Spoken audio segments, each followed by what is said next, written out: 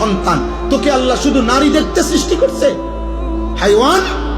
আর জীবনের কোনো উদ্দেশ্য নাই বেটা, শুধু বেড়ি দেখানোই জীবন, শুধু উলঙ্গ ছবি দেখাই জীবন। এর জন্যই ভাত খাও, এর জন্যই ঘুম যাচ্ছ।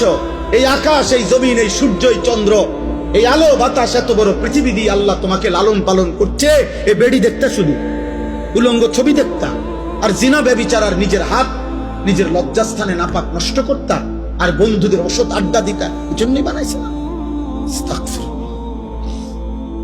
আহা বাপ, কি করলাম, কি করলাম আব্বা? এ কেমন জীবন বানাইলা তোমরা? তোমাদের অগণিত বেনামাজি ছেলের চেহারা দেখে বোঝা যাচ্ছে কতদিন হয় নামাজ পড়ো না, তুমি জানো না? 365 দিনে, খোদার এক বছরে কোনদিন ফজরের নামাজ পড়লাম না। মুসলমান এত নিকৃষ্ট হয়? নবী সাল্লাল্লাহু আলাইহি সাল্লাম বলছে, যে ফজরের নামাজ পড়ে না সে মুনাফিক।